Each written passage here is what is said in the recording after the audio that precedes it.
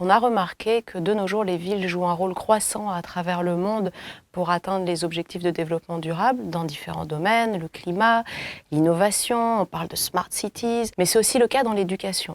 Les villes constituent en fait un acteur qui est au centre d'un écosystème de la communauté éducative d'acteurs. Elle met en relation l'éducation nationale, mais aussi les enfants, les parents, les associations, la société civile, des entreprises aussi du secteur privé. La ville joue vraiment un rôle indispensable au niveau local pour fournir une éducation de qualité pour tous les enfants, pour tous les jeunes sur leur territoire. C'est pour ça que l'Institut a voulu en fait lancer ce programme de recherche, en apprendre davantage sur comment les villes développent leur stratégie d'éducation, comment elles travaillent avec cette communauté d'acteurs.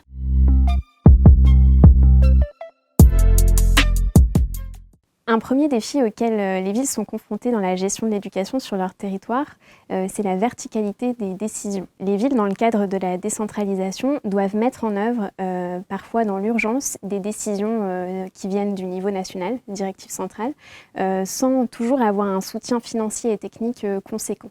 Un deuxième défi concerne le pilotage et l'évaluation de la stratégie éducative. Les villes agissent dans l'urgence du quotidien, elles sont en interaction avec de multiples partenaires et c'est difficile pour elles de prendre du recul sur leur politique éducative et de s'accorder le temps de faire un bilan. Les villes nous disent souvent qu'elles manquent d'un cadre de pilotage et d'évaluation et en particulier qu'elles font face à des difficultés pour identifier des indicateurs à la fois quantitatifs et qualitatifs pour évaluer leur stratégie éducative.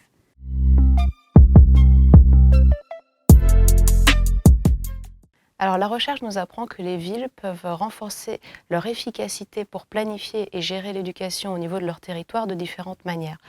Tout d'abord, déjà en créant des mécanismes de coordination solides et stables avec le partenaire clé qu'est l'éducation nationale.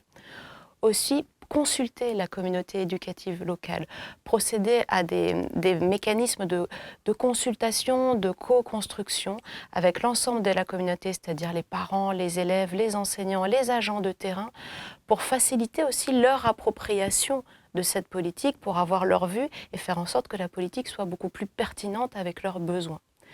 Enfin, essayer de collaborer avec l'ensemble des autres secteurs qui agissent au niveau de la ville en faveur de l'éducation, des secteurs comme la culture, le sport, l'urbanisme, pour arriver à une planification intégrée en faveur du développement urbain de la ville.